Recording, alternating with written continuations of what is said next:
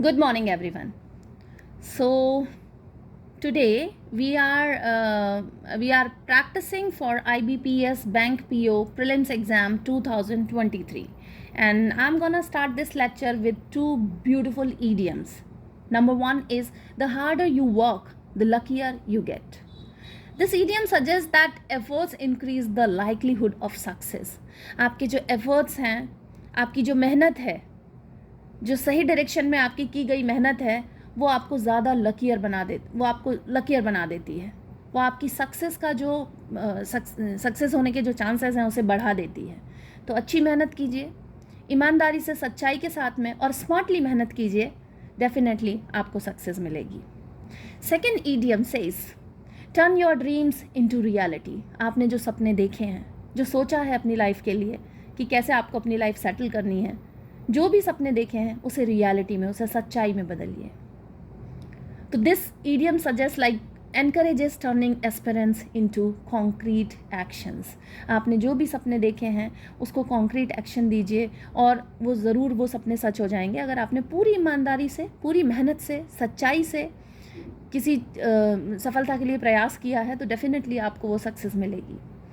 सो ये मोटिवेट हो जाइए एकदम अच्छी तरीके से और पेपर के लिए तैयार हो जाइए, क्योंकि सक्सेस लेनी है, सक्सेसफुल होना है आपको, तो मेहनत करनी पड़ेगी।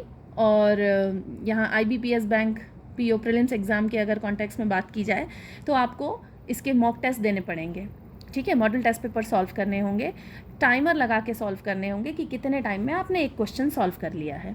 देखिए, प्रैक्टिस सेशन चल रहा है continuously. I am making like videos on this practice session IBPS bank PO prelims exam. तो इस प्रैक्टिस सेशन में, आज वाला जो प्रैक्टिस सेशन है उसमें कुछ नए क्वेश्चंस हैं और उन क्वेश्चंस के डायरेक्शंस और उन क्वेश्चंस को हम लोग सॉल्व करेंगे। आप लोग टेलीग्राम चैनल से जुड़ जाइए, क्योंकि ये जो PDF फॉर्म है वो पूरा आपको टेलीग्राम चैनल में मिल जाएगा। इस लेक्चर के डिस्क्रिप्शन बॉक्स में आपको टेलीग्राम चैनल का लिंक मिल जाएगा, तो टेलीग्राम से जुड़ जाइए और चैनल को सब्सक्राइब कीजिए, लाइक कीजिए, शेयर कीजिए। Okay, so let's get started from with question number 5।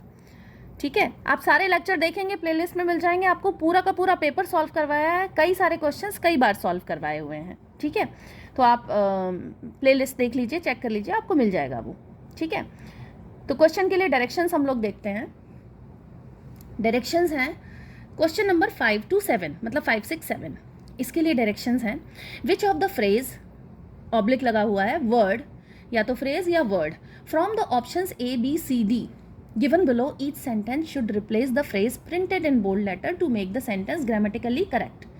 एक जो आपको एक सेंटेंस दिया हुआ है क्वेश्चन नंबर 5, 6, 7 में, ठीक है, वो सेंटेंस में एक हाईलाइटेड फ्रेज हो सकती है या वर्ड हो सकता है, और उसके रिप्लेसमेंट के लिए आपको A, B, C, D 4 options दिए हुए हैं।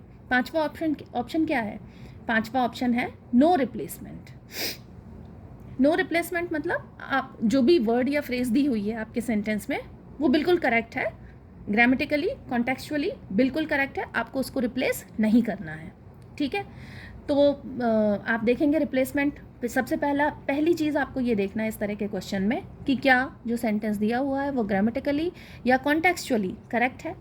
अगर है तो ऑप्शन आ जाता है E, अगर नहीं है तो हमें 1, 2, 3 ABCD में से ढूंढना होगा, ठीक है। सेंटेंस देखते हैं। सो sentence says, yes, here it is, a truck had assumingly collide with a car। Grammar check करिए इसकी। a truck had assumingly, ये जो assumingly है वो एडवर्ब है, had के साथ में collide नहीं आना चाहिए था। had के साथ में वर्ब की थर्ड फॉर्म आती, क्योंकि had लगते ही अगर had और एक्शन वर्ब लग रही है तो क्या होता है, सेंटेंस हमारा बनता है पास्ट परफेक्ट का। a truck had collided, a truck had gone, तो V3 लगता है, वर्ब की थर्ड फॉर्म लगती है, जबकि यहाँ पर वर्ब की थर्ड फॉर्म नहीं लगी हुई है, तो सेंटेंस तो गलत है। गलत है मतलब नो रिप्लेसमेंट रिक्वायर्ड, ये तो एलिमिनेट कर दीजिए आप। अब ABCD में से ढूंढना है अपन को। A truck had assumingly collided with a car. A option है एविडेंटली कोलाइडेड। अब ये कोलाइडेड देख के समझ में तो आ रहा है आपको कि हाँ हैड कोलाइडेड मतलब इसमें हो सकता है, तो इसको साइड में रख लीजिए, ये ऑप्शन हो सकता है। दूसरा है consequently met. Consequently met with a car, क्या कॉन्टेक्चुअली आपको ठीक लग रहा है? ये मेट आ रहा है वैसे तो, लेकिन आपको with a car. Number 3, virtually received with a car, यहाँ तो कोई मीनिंग ही नहीं निकल रहा, रिसीव्ड है, वर्ब की थर्ड फॉर्म आ रही है लेकिन मीनिंग नहीं निकल रहा है। ट्रेमेंडसली मिसशैप, ये तो ग्रामेटिकली भी इनकरेक्ट है। तो ABC में से हम देखेंगे evidently collided, consequently met, virtually received. Consequently met और वर्चुअली रिसीव्ड का कॉन्टेक्चुअली मीनिंग नहीं निकल रहा है, हमारा ऑप्शन हो जाएगा evidently collided. Evidently collided, why? Answer देखिए इसका, एक्सप्लेनेशन देखिए। The correct phrase to replace the incorrect phrase is evidently collided. ठीक है, collide means hit by accident when moving.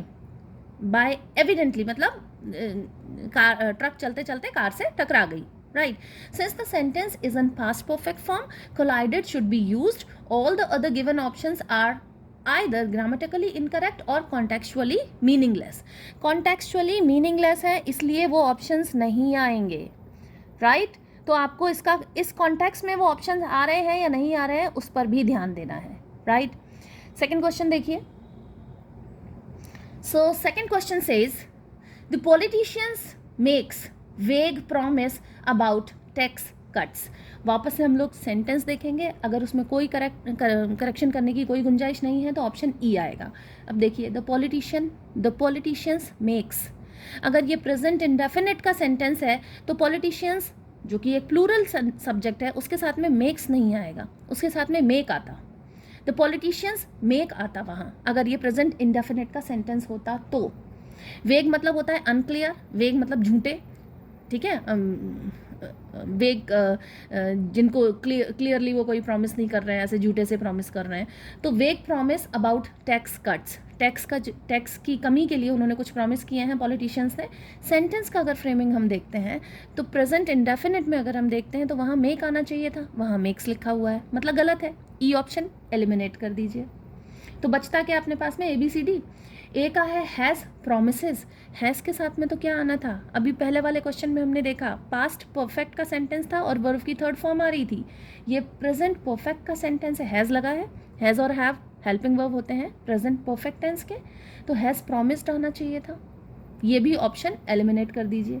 अब 3 बचते हैं अपने पास में, B, C और D। B says would recalled policies, would recalled policies। would के साथ में would एक मॉडल है, मॉडल की तरह वर्क करता है, ठीक है, और कभी कभी जब हम लोग नरेशन देखते हैं इसमें तो विल का पास्ट इक्वलेंट भी होता है ये। तो would recalled नहीं आता, would recall होता। ये भी ग्रामेटिकली गलत है, B ऑप्शन भी एलिमिनेट कर दीजिए। C और D बचते हैं, मेड वेग प्रोमिसेस। अब अगर हम इसे रिप्लेस करके यहाँ देखते हैं, द पॉलिटिशियंस मेड वेग promises about tax cut, perfectly done, कहीं गलती नहीं है इसमें। द पॉलिटिशियंस मेड वेग प्रॉमिस अबाउट टैक्स कट्स, जो पॉलिटिशियंस हैं उन्होंने मेड, दे हैव मेड, उन्होंने झूठे प्रॉमिस किए, दे मेड वेग promise about tax cut. Fourth option भी, लेकिन हमें ये गलती आप कभी मत करिएगा, आपको लग रहा है कि ये आंसर सही है, फर्स्ट में ही लगने लगा कि ये तो ऑप्शन सही है एकदम, तो आपने उसमें टिक कर दिया। बाकी सारे ऑप्शंस भी बहुत ध्यान से देखिए, कई बार छोटी सी गलती होती है, आप इतने प्रेशर में काम कर रहे होते हो वहाँ पर, इतने अंडर प्रेशर होते हो वहाँ एग्ज़ाम के टाइम पे, तो एक बार में लगता है कि नहीं ऑप्शन सही है, बाकी ऑप्शन देखते ही नहीं हैं आप। ऐसे कई सारे एस्पिरेंट्स जल्दीबाजी में बाद में घर आके पता चलता है कि वो तो गलत ऑप्शन कर दिया अपन ने। तो ऐसा नहीं करना है, ऑप्शन सारे देखने हैं। तो यहाँ पर भी हम इस क्वेश्चन में ऑप्शन नंबर 4 ज़रूर देखेंगे, right. Option number 4 is should conflict promise. तो शुड कॉन्फ्लिक्ट प्रॉमिस ये क्या है? The politician should conflict promise about tax cuts, meaningless है ये, इसका मीनिंग ही नहीं निकल पा रहा है। तो अपना सीधा सीधा आंसर, अब आप कॉन्फिडेंट हो जाइए कि क्योंकि आपने सारे ऑप्शंस देखे, उसको रिप्लेस करके देखा, तो जो बेस्ट ऑप्शन निकल रहा है वो है मेड वेग प्रॉमिसेस, क्योंकि वो ग्रामेटिकल भी सही है और कॉन्टेक्चुअली भी सही है, राइट। एक्सप्लेनेशन देखिए इस पूरे क्वेश्चन का। The correct phrase to replace the incorrect phrase is made vague promises. All the other given options are either grammatically incorrect or contextually meaningless. Right? Now the next question.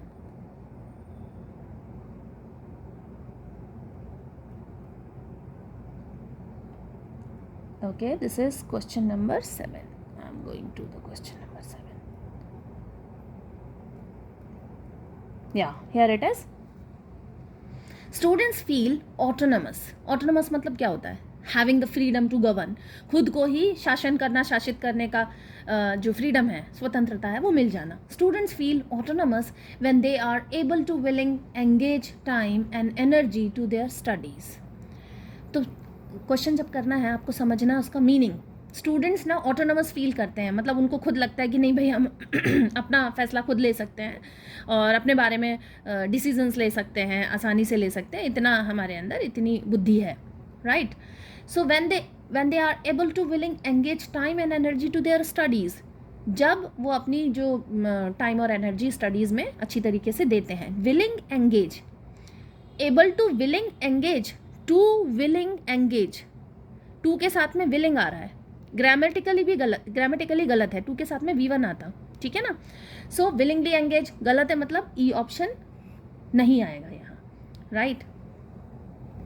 Option E जो है उसे हमने कर दिया है eliminate. Now हमारे पास में आगे के जो ऑप्शन है ABCD में से हम देखेंगे. Readily devoted. So students feel autonomous when they are able to readily devoted. When they are able to readily devoted. Readily devoted कैसे? Able to readily devoted.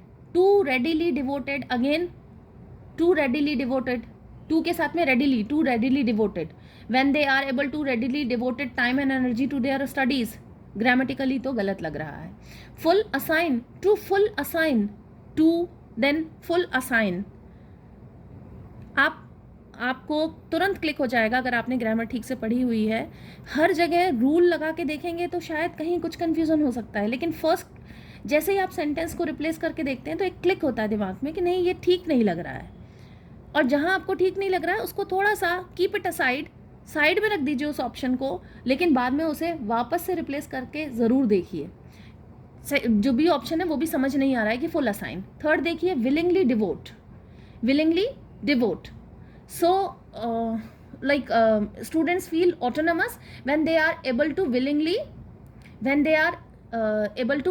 devote time and energy to their studies. Able to willingly devote time and energy to their studies. ये कुछ ठीक लग रहा है. willingly आ रहा है यहाँ, willing की जगह willingly आ रहा है, तो willingly एक काम करने का एक तरीका हो जाएगा. To willingly devote, to devote V1 आ रहा है, लेकिन विलिंग की जगह विलिंगली आ रहा है, तो विलिंगली यहाँ पर काफ़ी ही ठीक लग रहा है. चलिए फोर्थ भी देख लेते हैं. Cooperate willingly.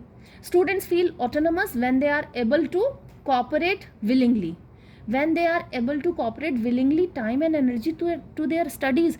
टाइम और एनर्जी को कॉपरेट कैसे करेंगे? कॉपरेट विलिंगली ग्रामेटिकली गलत नहीं है यहाँ. To cooperate willingly. Right? To willingly devote.